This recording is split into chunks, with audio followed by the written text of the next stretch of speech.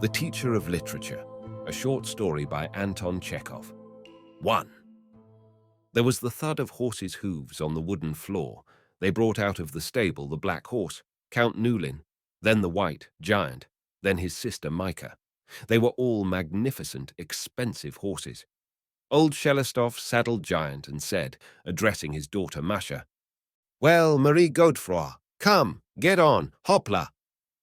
Masha Shelestov was the youngest of the family. She was 18, but her family could not get used to thinking that she was not a little girl, and so they still called her Manya and Manyusa. And after there had been a circus in the town which she had eagerly visited, everyone began to call her Marie Godefroy. "Hopla!" she cried, mounting Giant. Her sister Varya got on Micah, Nikitin on Count Nulin, the officers on their horses, and the long, picturesque cavalcade, with the officers in white tunics and the ladies in their riding habits, moved at a walking pace out of the yard. Nikitin noticed that when they were mounting the horses and afterwards riding out into the street, Masha, for some reason, paid attention to no one but himself. She looked anxiously at him and at Count Nulin and said, "You must hold him all the time on the curb, Sergei Vassilitch.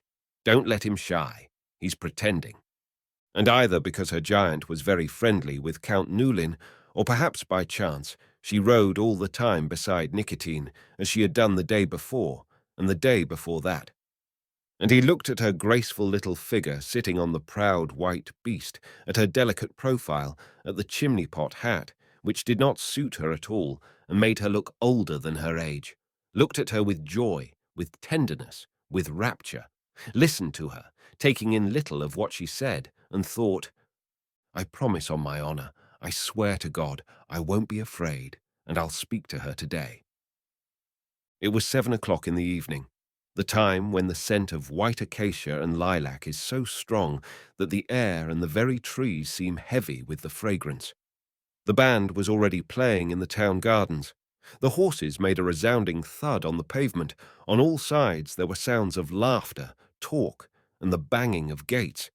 The soldiers they met saluted the officers. The schoolboys bowed to Nikitin, and all the people who were hurrying to the gardens to hear the band were pleased at the sight of the party. And how warm it was! How soft-looking were the clouds scattered carelessly about the sky! How kindly and comforting the shadows of the poplars and the acacias which stretched across the street and reached as far as the balconies and second stories of the houses on the other side. They rode on out of the town and set off at a trot along the high road. Here there was no scent of lilac and acacia, no music of the band, but there was the fragrance of the fields. There was the green of young rye and wheat. The marmots were squeaking. The rooks were cawing. Wherever one looked, it was green, with only here and there black patches of bare ground, and far away to the left in the cemetery a white streak of apple blossom. They passed the slaughterhouses, then the brewery, and overtook a military band hastening to the suburban gardens. "Polyansky has a very fine horse. I don't deny that," Masha said to Nikitin, with a glance towards the officer who was riding beside Varya. "But it has blemishes. That white patch on its left leg ought not to be there. And look, it tosses its head. You can't train it not to now. It will toss its head till the end of its days." Masha was as passionate a lover of horses as her father. She felt a pang when she saw other people with fine horses and was pleased when she saw defects in them. Nikitin knew nothing about horses. It made absolutely no difference to him whether he held his horse on the bridle or on the curb, whether he trotted or galloped.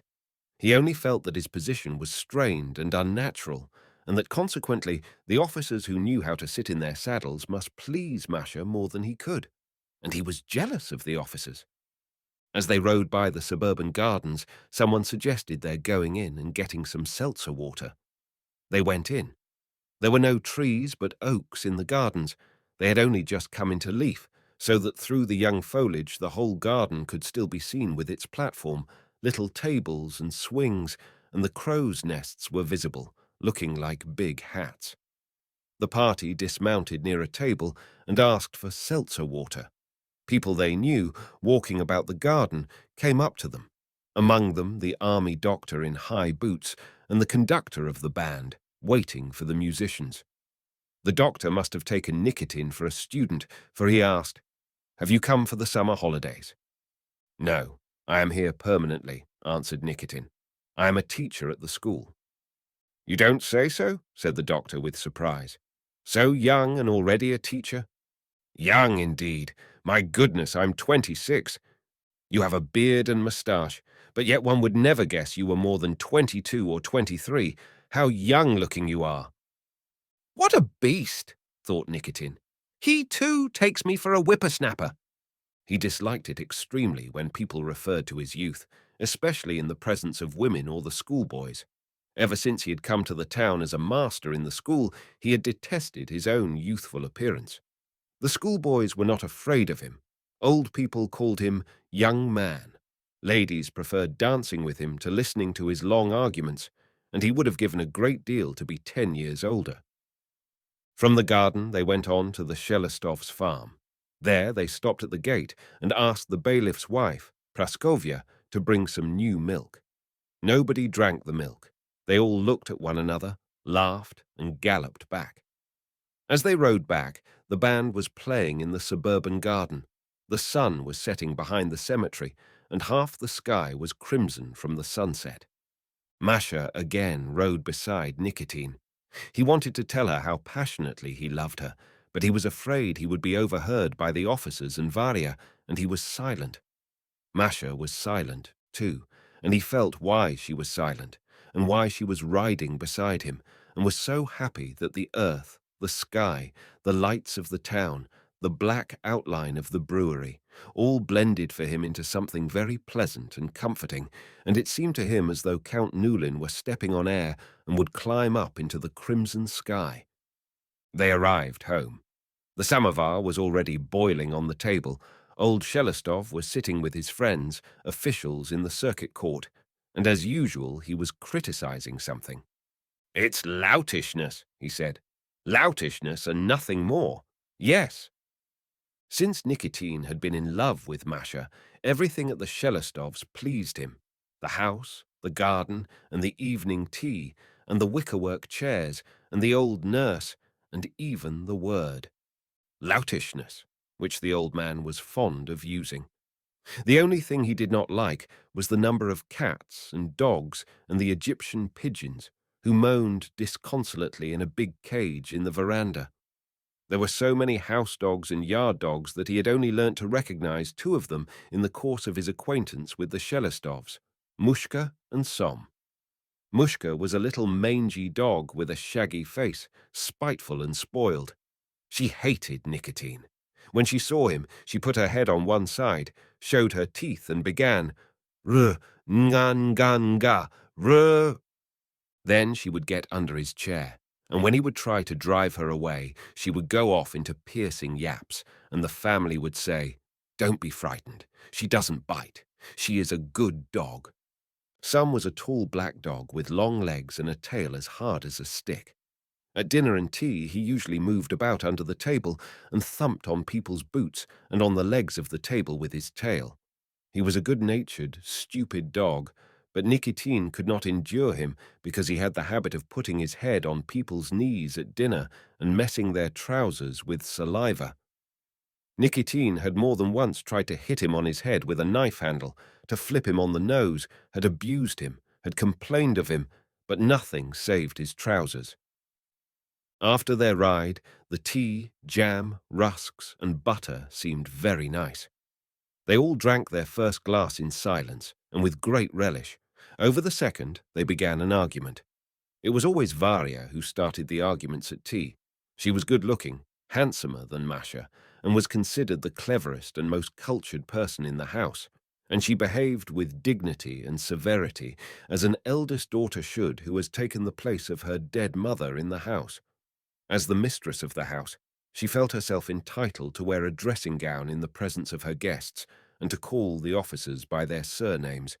She looked on Masha as a little girl and talked to her as though she were a schoolmistress.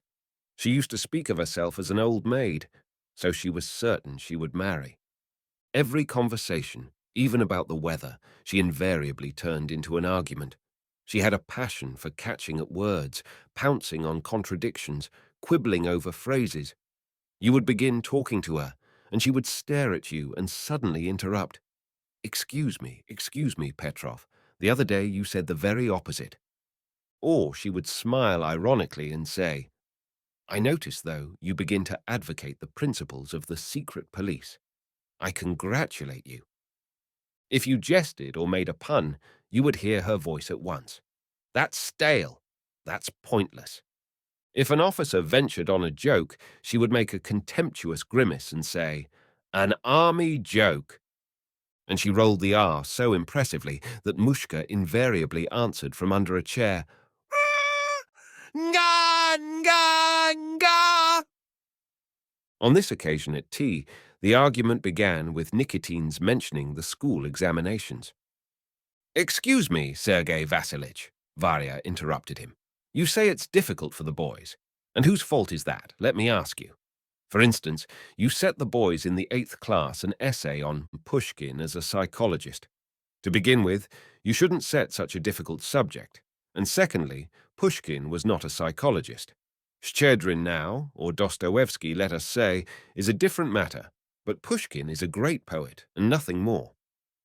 "Shchedrin is one thing, and Pushkin is another," Nikitin answered sulkily. "I know you don't think much of Shchedrin at the high school, but that's not the point. Tell me, in what sense is Pushkin a psychologist?" "Why, do you mean to say he was not a psychologist?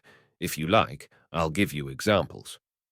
And Nikitin recited several passages from Onyegin and then from Boris Godunov. "I see no psychology in that." Varya sighed. "The psychologist is the man who describes the recesses of the human soul, and that's fine poetry, and nothing more." "I know the sort of psychology you want," said Nikitin, offended. "You want someone to saw my finger with a blunt saw while I howl at the top of my voice. That's what you mean by psychology." "That's poor. But still you haven't shown me in what sense Pushkin is a psychologist." When Nikitin had to argue against anything that seemed to him narrow, conventional, or something of that kind, he usually leaped up from his seat, clutched at his head with both hands, and began with a moan, running from one end of the room to another. And it was the same now. He jumped up, clutched his head in his hands, and with a moan walked round the table. Then he sat down a little way off. The officers took his part. Captain Polyansky began assuring Varya that Pushkin really was a psychologist, and to prove it quoted 2 lines from Lermontov. Lieutenant Gurnitz said that if Pushkin had not been a psychologist, they would not have erected a monument to him in Moscow. "That's loutishness," was heard from the other end of the table. I said as much to the governor. "It's loutishness, Your Excellency," I said. "I won't argue any more," cried Nikitin. "It's unending. Enough! Ah, get away, you nasty dog," he cried to Som, who laid his head and paw on his knee. "Rar! Nga! Nga! Anga!" came from under the table. "Admit that you are wrong," cried Varya. "Own up." But some young ladies came in, and the argument dropped of itself.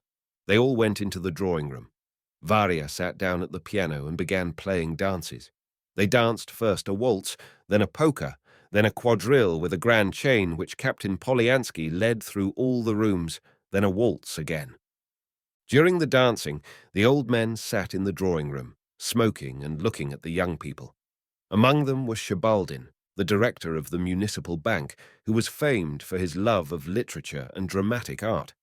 He had founded the local musical and dramatic society and took part in the performances himself, confining himself, for some reason, to playing comic footman or to reading in a sing-song voice, "The Woman Who Was a Sinner."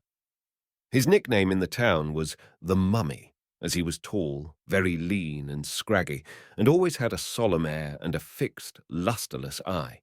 He was so devoted to the dramatic art that he even shaved his moustache and beard, and this made him still more like a mummy. After the grand chain, he shuffled up to Nikitin sideways, coughed and said, "I had the pleasure of being present during the argument at tea. I fully share your opinion. We are of one mind, and it would be a great pleasure to me to talk to you. Have you read Lessing on the dramatic art of Hamburg? No, I haven't. Sheboldin was horrified and waved his hands as though he had burnt his fingers, and saying nothing more, staggered back from Nikitin. Sheboldin's appearance, his question, and his surprise struck Nikitin as funny, but he thought none the less. It really is awkward. I am a teacher of literature, and to this day I've not read Lessing. I must read him. Before supper, the whole company, old and young, sat down to play Fate. They took 2 packs of cards. One pack was dealt round to the company, the other was laid on the table face downwards. "The one who has this card in his hand," old Shelestov began solemnly, lifting the top card of the second pack, "is fated to go into the nursery and kiss nurse." The pleasure of kissing the nurse fell to the lot of Sheboldin. They all crowded round him, took him to the nursery, and laughing and clapping their hands, made him kiss the nurse. There was a great uproar and shouting. "Not so ardently," cried Shelestov with tears of laughter, "not so ardently." It was Nikitin's fate to hear the confessions of all. He sat on a chair in the middle of the drawing room. A shawl was brought and put over his head. The first who came to confess to him was Varya. "I know your sins," Nikitin began, looking in the darkness at her stern profile. "Tell me, madam, how do you explain your walking with Polyansky every day? Oh, it's not for nothing she walks with an hussar." "That's poor," said Varya, and walked away. Then, under the shawl, he saw the shine of big, motionless eyes, caught the lines of a dear profile in the dark, together with a familiar, precious fragrance which reminded Nikitin of Masha's room. "Marie Godefroy," he said, and did not know his own voice. It was so soft and tender. "What are your sins?" Masha screwed up her eyes and put out the tip of her tongue at him. Then she laughed and went away. And a minute later she was standing in the middle of the room, clapping her hands and crying, "Supper! Supper! Supper!" And they all streamed into the dining room. At supper, Varya had another argument, and this time with her father. Polyansky ate stolidly, drank red wine, and described to Nikitin how once in a winter campaign he had stood all night up to his knees in a bog. The enemy was so near that they were not allowed to speak or smoke. The night was cold and dark. A piercing wind was blowing. Nikitin listened and stole side glances at Masha. She was gazing at him immovably, without blinking, as though she was pondering something or was lost in a reverie. It was pleasure and agony to him both at once. "Why does she look at me like that?" was the question that fretted him. "It's awkward. People may notice it. Oh, how young, how naive she is." The party broke up at midnight. When Nikitin went out at the gate, a window opened on the first floor, and Masha showed herself at it. "Sergei Vassilitch," she called. "What is it?" "I tell you what," said Masha, evidently thinking of something to say. "I tell you what. Polyansky said he would come in a day or two with his camera and take us all. We must meet here." "Very well." Masha vanished, the window was slammed, and someone immediately began playing the piano in the house. "Well, it is a house," thought Nikitin while he crossed the street. "A house in which there is no moaning except from Egyptian pigeons, and they only do it because they have no other means of expressing their joy." But the Shelestovs were not the only festive household. Nikitin had not gone 200 paces before he heard the strains of a piano from another house. A little further he met a peasant playing the balalaika at the gate. In the gardens, the band struck up a potpourri of Russian songs. Nikitin lived nearly half a mile from the Shelestoys in a flat of 8 rooms at the rent of 300 rubles a year, which he shared with his colleague Ippolit Ippolitich, a teacher of geography and history.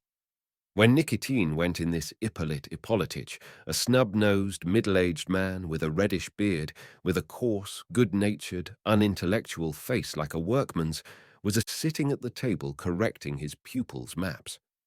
He considered that the most important and necessary part of the study of geography was the drawing of maps, and of the study of history, the learning of dates. He would sit for nights together, correcting in blue pencil the maps drawn by the boys and girls he taught, or making chronological tables. "What a lovely day it has been," said Nicotine, going into him. "I wonder at you. How can you sit indoors?" Ippolit Ippolitich was not a talkative person. He either remained silent or talked of things which everybody knew already.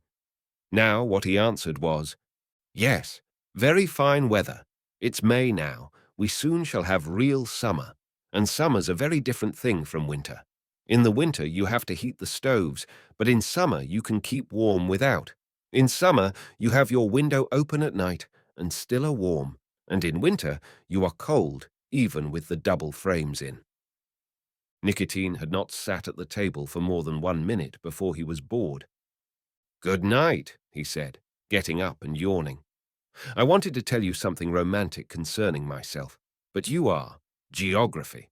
If one talks to you of love, you will ask one at once, what was the date of the Battle of Kalka? Confound you with your battles and your capes in Siberia. What are you cross about? Why, it is vexatious." And vexed that he had not spoken to Masha, and that he had no one to talk to of his love, he went to his study and lay down upon the sofa. It was dark and still in the study. Lying gazing into the darkness, Nicotine for some reason began thinking how in 2 or 3 years he would go to Petersburg, how Masha would see him off at the station and would cry. In Petersburg he would get a long letter from her in which she would entreat him to come home as quickly as possible, and he would write to her. He would begin his letter like that. "My dear little rat." "Yes, my dear little rat," he said, and he laughed. He was lying in an uncomfortable position. He put his arms under his head and put his left leg over the back of the sofa. He felt more comfortable. Meanwhile, a pale light was more and more perceptible at the windows. Sleepy cocks crowed in the yard. Nicotine went on thinking how he would come back from Petersburg, how Masha would meet him at the station and with a shriek of delight would fling herself on his neck, or, better still, he would cheat her and come home by stealth late at night. The cook would open the door, then he would go on tiptoe to the bedroom, undress noiselessly, and jump into bed, and she would wake up and be overjoyed. It was beginning to get quite light. By now there were no windows, no study. On the steps of the brewery by which they had ridden that day, Masha was sitting, saying something. Then she took Nicotine by the arm and went with him to the suburban garden. There he saw the oaks and the crows' nests like hats. One of the nests rocked. Out of it peeped Sheboldin, shouting loudly, "You have not read Lessing." Nicotine shuddered all over and opened his eyes. Ippolit Ippolitich was standing before the sofa and, throwing back his head, was putting on his cravat. "Get up. It's time for school," he said. "You shouldn't sleep in your clothes. It spoils your clothes. You should sleep in your bed, undressed." And as usual, he began slowly and emphatically saying what everybody knew. Nicotine's first lesson was on Russian language in the 2nd class.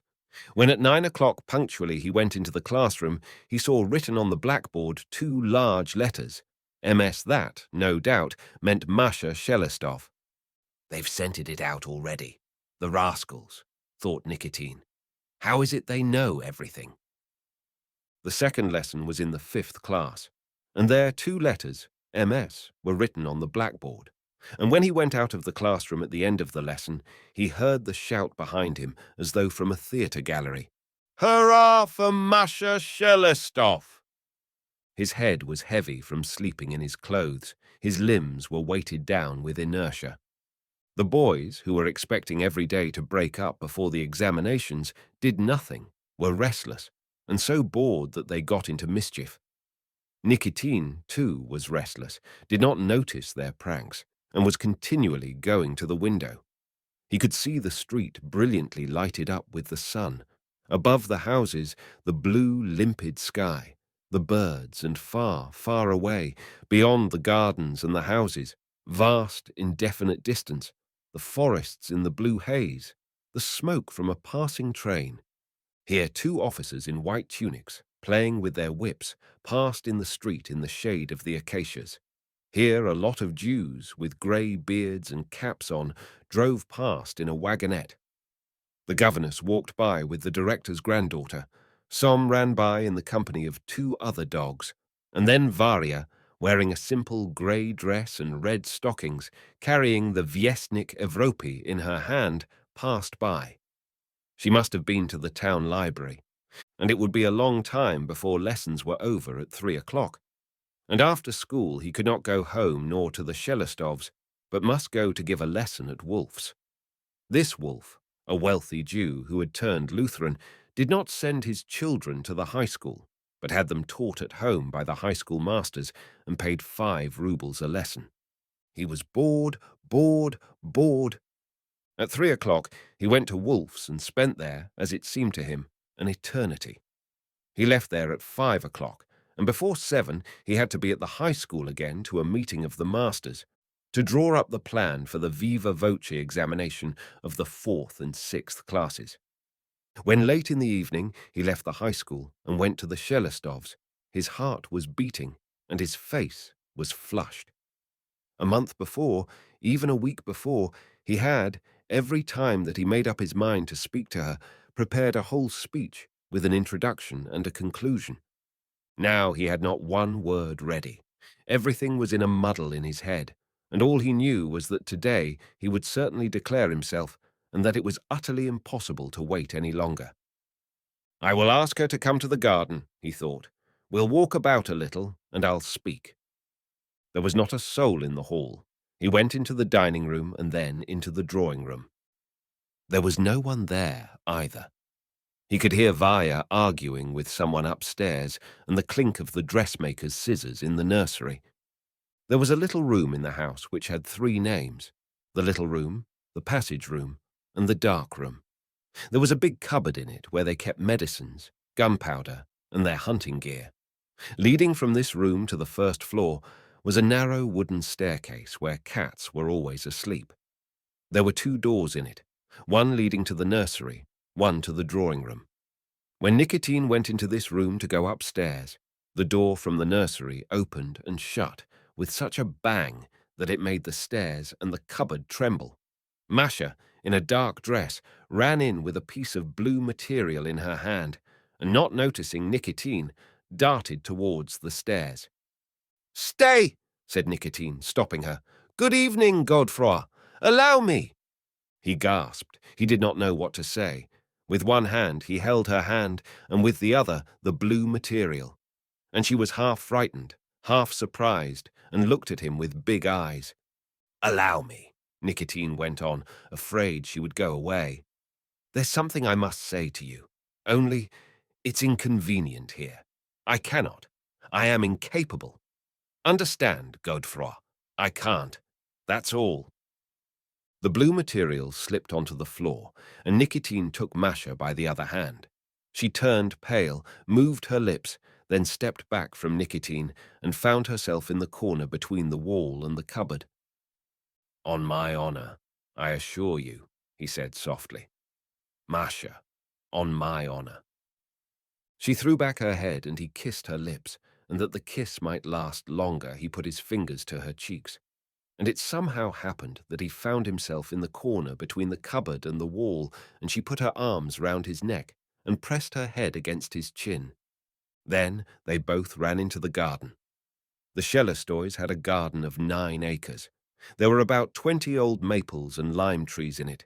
There was 1 fir tree, and all the rest were fruit trees: cherries, apples, pears, horse chestnuts, silvery olive trees. There were heaps of flowers, too. Nikitin and Masha ran along the avenues in silence, laughed, asked each other from time to time disconnected questions which they did not answer. A crescent moon was shining over the garden, and drowsy tulips and irises were stretching up from the dark grass in its faint light, as though entreating for words of love for them, too. When Nikitin and Masha went back to the house, the officers and the young ladies were already assembled and dancing the mazurka. Again, Polyansky led the grand chain through all the rooms. Again, after dancing, they played Fate. Before supper, When the visitors had gone into the dining room, Masha, left alone with Nikitin, pressed close to him and said, "You must speak to Papa and Varya yourself. I am ashamed." After supper, he talked to the old father. After listening to him, Shelestov thought a little and said, "I am very grateful for the honor you do me and my daughter, but let me speak to you as a friend. I will speak to you, not as a father, but as one gentleman to another. Tell me, why do you want to be married so young? Only peasants are married so young, and that, of course, is loutishness. But why should you? Where's the satisfaction of putting on the fetters at your age?" "I am not young," said Nikitin, offended. "I am in my 27th year." "Papa, the farrier has come!" cried Varya from the other room, and the conversation broke off. Varya, Masha, and Polyansky saw Nikitin home. When they reached his gate, Varya said, "Why is it your mysterious metropolitich never shows himself anywhere? He might come and see us." The mysterious Ippolitich was sitting on his bed, taking off his trousers, when Nikitin went into him. "Don't go to bed, my dear fellow," said Nikitin breathlessly. "Stop a minute! Don't go to bed!" Ippolitich put on his trousers hurriedly and asked in a flutter, "What is it?" "I am going to be married." Nikitin sat down beside his companion, and looking at him wonderingly, as though surprised at himself, said, "Only fancy, I am going to be married, to Masha Shelestov. I made an offer today." "Well, she seems a good sort of girl, only she's very young." "Yes, she is young," sighed Nikitin, and shrugged his shoulders with a careworn air. "Very, very young. She was my pupil at the high school. I know her. She wasn't bad at geography, but she was no good at history, and she was inattentive in class too." Nikitin, for some reason, felt suddenly sorry for his companion and longed to say something kind and comforting to him. "My dear fellow, why don't you get married?" he asked. "Why don't you marry Varya, for instance? She's a splendid, first-rate girl. It's true she's very fond of arguing, but a heart, what a heart! She was just asking about you. Marry her, my dear boy, eh?" He knew perfectly well that Varya would not marry this dull, snub-nosed man, but still persuaded him to marry her. Why? "Marriage is a serious step," said Ippolitich after a moment's thought. "One has to look at it all round and weigh things thoroughly. It's not to be done rashly. Prudence is always a good thing, and especially in marriage, when a man, ceasing to be a bachelor, begins a new life." And he talked of what everyone has known for ages. Nikitin did not stay to listen, said good night, and went to his own room. He undressed quickly and quickly got into bed in order to be able to think the sooner of his happiness, of Masha, of the future. He smiled, then suddenly recalled that he had not read Lessing. "I must read him," he thought, "though after all, why should I? Bother him." And exhausted by his happiness, he fell asleep at once and went on smiling till the morning. He dreamed of the thud of horses' hooves on a wooden floor. He dreamed of the black horse Count Nulin, then of the white giant and its sister Micah being led out of the stable. 2. It was very crowded and noisy in the church, and once someone cried out, and the head priest, who was marrying Masha and me, looked through his spectacles at the crowd and said severely, "Don't move about the church, and don't make a noise, but stand quietly and pray. You should have the fear of God in your hearts." My best men were two of my colleagues, and Masha's best men were Captain Polyansky and Lieutenant Gurnet. The bishop's choir sang superbly. The sputtering of the candles, the brilliant light, the gorgeous dresses, the officers, the numbers of gay, happy faces, and a special ethereal look in Masha, everything together, the surroundings and the words of the wedding prayers, moved me to tears and filled me with triumph. I thought how my life had blossomed, how poetically it was shaping itself. 2 years ago, I was still a student. I was living in cheap, furnished rooms, without money, without relations, and, as I fancied then, with nothing to look forward to. Now I am a teacher in the high school in one of the best provincial towns, with a secure income, loved, spoiled. It is for my sake, I thought. This crowd is collected. For my sake, 3 candelabra have been lighted. The deacon is booming. The choir is doing its best. And it's for my sake that this young creature, whom I soon shall call my wife, is so young, so elegant, and so joyful. I recalled our first meetings, our rides into the country, my declaration of love and the weather, which, as though expressly, was so exquisitely fine all the summer, and the happiness which at one time in my old rooms seemed to me possible only in novels and stories, I was now experiencing in reality. I was now, as it were, holding it in my hands. After the ceremony, they all crowded in disorder round Masha and me, expressed their genuine pleasure, congratulated us, and wished us joy.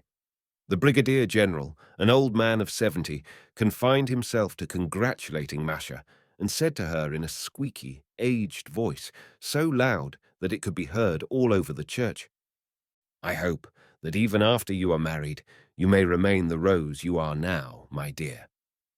The officers, the director, and all the teachers smiled from politeness, and I was conscious of an agreeable artificial smile on my face, too.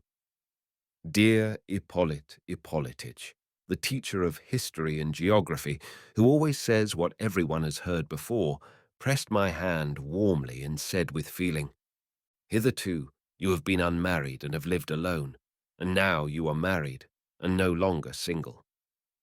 From the church we went to a 2-storied house which I am receiving as part of the dowry. Besides that house, Masha is bringing me 20,000 roubles, as well as a piece of wasteland with a shanty on it, where I am told there are numbers of hens and ducks which are not looked after and are turning wild. When I got home from the church, I stretched myself at full length on the low sofa in my new study and began to smoke.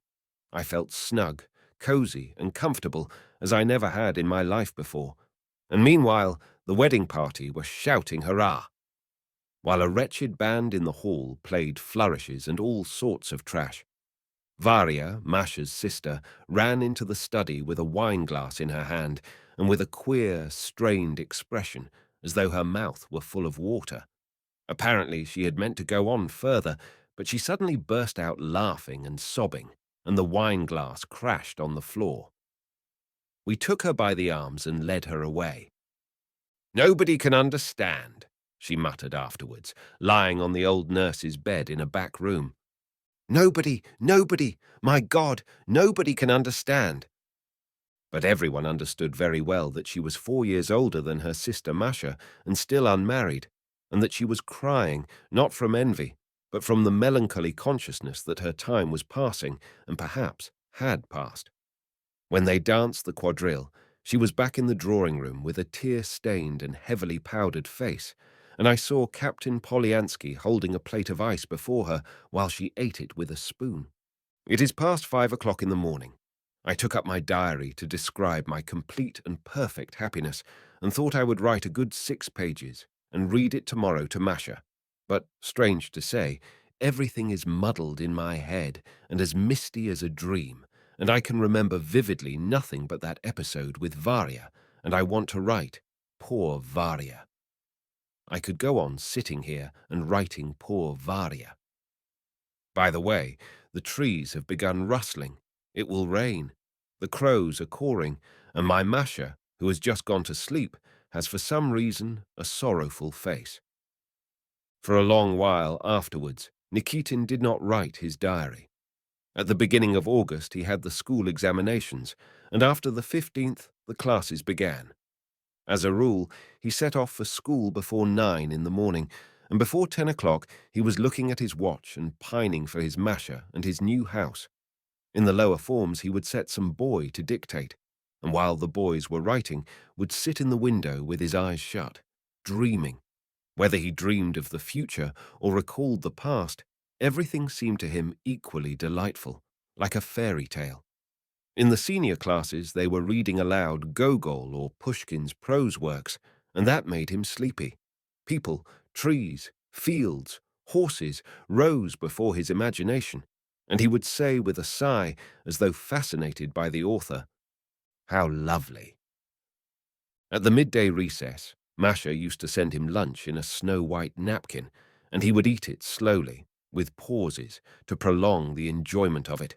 And Ippolit Ippolitich, whose lunch as a rule consisted of nothing but bread, looked at him with respect and envy, and gave expression to some familiar fact, such as, "Men cannot live without food."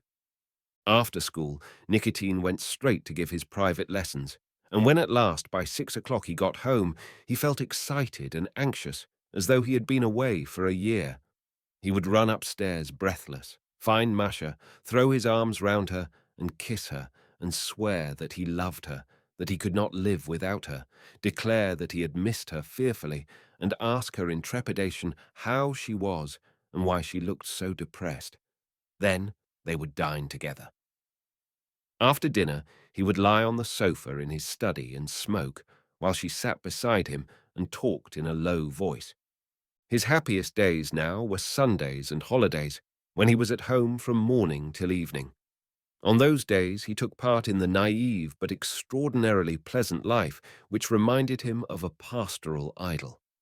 He was never weary of watching how his sensible and practical Masha was arranging her nest, and anxious to show that he was of some use in the house, he would do something useless. For instance, bring the chaise out of the stable and look at it from every side. Masha had installed a regular dairy with 3 cows, and in her cellar she had many jugs of milk and pots of sour cream, and she kept it all for butter. Sometimes, by way of a joke, Nikitin would ask her for a glass of milk, and she would be quite upset because it was against her rules. But he would laugh and throw his arms round her, saying, "There, there, I was joking, my darling, I was joking." Or he would laugh at her strictness when, finding in the cupboard some stale bit of cheese or sausage as hard as a stone, she would say seriously, "They will eat that in the kitchen."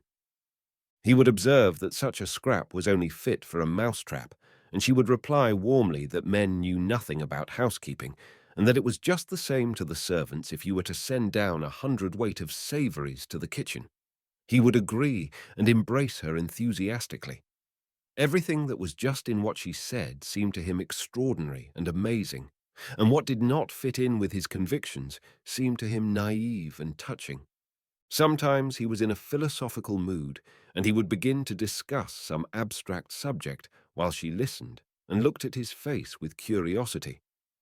"I am immensely happy with you, my joy," he used to say, playing with her fingers or plaiting and unplaiting her hair. "But I don't look upon this happiness of mine as something that has come to me by chance, as though it had dropped from heaven. This happiness is a perfectly natural, consistent, logical consequence. I believe that man is the creator of his own happiness, and now I am enjoying just what I have myself created. Yes, I speak without false modesty. I have created this happiness myself, and I have a right to it. You know my past, my unhappy childhood, without father or mother, my depressing youth, poverty. All this was a struggle. All this was the path by which I made my way to happiness." In October, the school sustained a heavy loss. Ippolit Ippolitich was taken ill with erysipelas on the head and died. For 2 days before his death, he was unconscious and delirious, but even in his delirium he said nothing that was not perfectly well known to everyone. "The Volga flows into the Caspian Sea. Horses eat oats and hay." There were no lessons at the high school on the day of his funeral. His colleagues and pupils were the coffin-bearers, and the school choir sang all the way to the grave the anthem, "Holy God." 3 priests, 2 deacons, all his pupils and the staff of the boys' high school, and the bishop's choir in their best caftans took part in the procession. And passers-by who met the solemn procession crossed themselves and said, "God grant us all such a death." Returning home from the cemetery much moved, Nikitin got out his diary from the table and wrote, "We have just consigned to the tomb Ippolit Ippolitich Rizhitsky. Peace to your ashes, modest worker." Masha, Varya, and all the women at the funeral wept from genuine feeling, perhaps because they knew this uninteresting, humble man had never been loved by a woman. I wanted to say a warm word at my colleague's grave, but I was warned that this might displease the director, as he did not like our poor friend. I believe that this is the first day since my marriage that my heart has been heavy. There was no other event of note in the scholastic year. The winter was mild, with wet snow and no frost. On Epiphany Eve, for instance, the wind howled all night as though it were autumn, and water trickled off the roofs. And in the morning, at the ceremony of the blessing of the water, the police allowed no one to go on the river, because they said the ice was swelling up and looked dark. But in spite of bad weather, Nicotine's life was as happy as in summer. And indeed, he acquired another source of pleasure. He learned to play vint. Only one thing troubled him, moved him to anger, and seemed to prevent him from being perfectly happy: the cats and dogs which formed part of his wife's dowry. The rooms, especially in the morning, always smelt like a menagerie, and nothing could destroy the odour. The cats frequently fought with the dogs. The spiteful beast Mushka was fed a dozen times a day. She still refused to recognize Nicotine and growled at him. Ra, nyanganga. One night in Lent, he was returning home from the club where he had been playing cards. It was dark, raining, and muddy. Nicotine had an unpleasant feeling at the bottom of his heart and could not account for it. He did not know whether it was because he had lost 12 rubles at cards, or whether because one of the players, when they were settling up, had said that of course Nikitin had pots of money, with obvious reference to his wife's portion.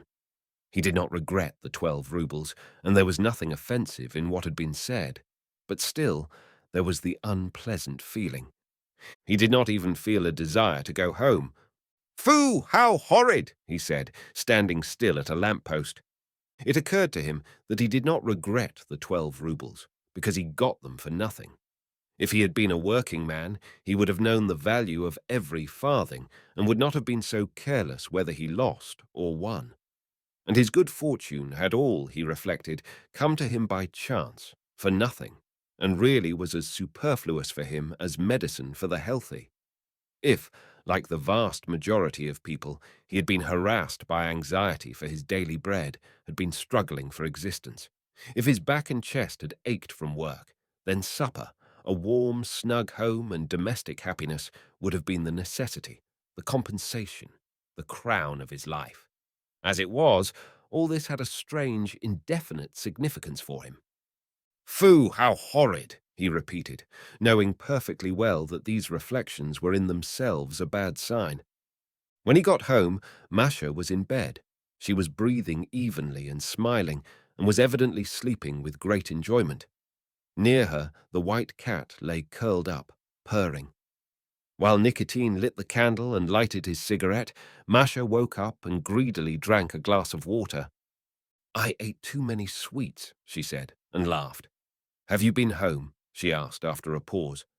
"No." Nikitin knew already that Captain Polyansky, on whom Varya had been building great hopes of late, was being transferred to one of the western provinces, and was already making his farewell visits in the town, and so it was depressing at his father-in-law's. "Varya looked in this evening," said Masha, sitting up.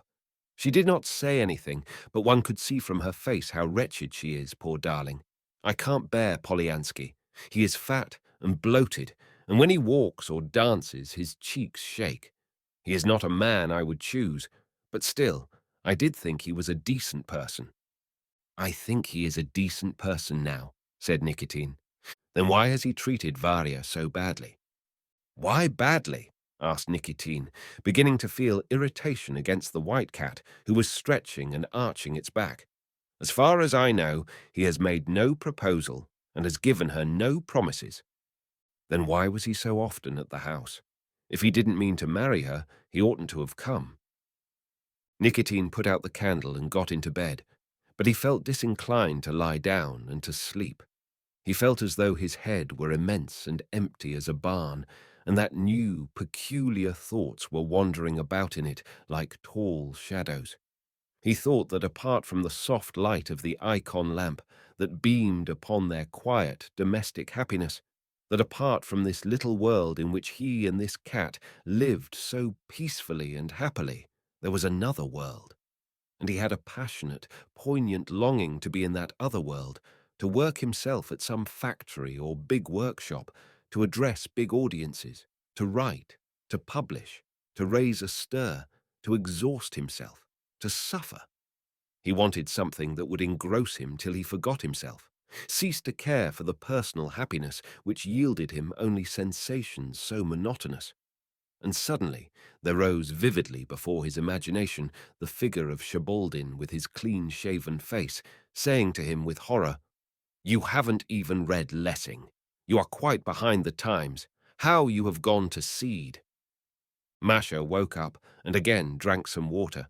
He glanced at her neck, at her plump shoulders and throat, and remembered the word the Brigadier General had used in church. "Rose, Rose," he muttered, and laughed. His laugh was answered by a sleepy growl from Mushka under the bed. "Ruh, nganga." A heavy anger sank like a cold weight on his heart, and he felt tempted to say something rude to Masha, and even to jump up and hit her. His heart began throbbing. "So then," he asked, restraining himself, "since I went to your house, I was bound in duty to marry you?" "Of course. You know that very well." "That's nice." And a minute later he repeated, "That's nice." To relieve the throbbing of his heart, and to avoid saying too much, Nikitin went to his study and lay down on the sofa without a pillow. Then he lay on the floor on the carpet. "What nonsense it is," he said to reassure himself. "You are a teacher. You are working in the noblest of callings. What need have you of any other world? What rubbish!" But almost immediately he told himself with conviction that he was not a real teacher, but simply a government employee, as commonplace and mediocre as the Czech who taught Greek. He had never had a vocation for teaching. He knew nothing of the theory of teaching, and never had been interested in the subject. He did not know how to treat children. He did not understand the significance of what he taught, and perhaps did not teach the right things. Poor Ippolit Ippolitich had been frankly stupid, and all the boys, as well as his colleagues, knew what he was and what to expect from him. But he, Nikitin, like the Czech, knew how to conceal his stupidity and cleverly deceived everyone by pretending that, thank God, his teaching was a success. These new ideas frightened Nikitin. He rejected them, called them stupid, and believed that all this was due to his nerves, that he would laugh at himself. And he did, in fact, by the morning laugh at himself and call himself an old woman. But it was clear to him that his peace of mind was lost, perhaps forever, and that in that little two-story house happiness was henceforth impossible for him. He realized that the illusion had evaporated, and that a new life of unrest and clear sight was beginning, which was incompatible with peace and personal happiness.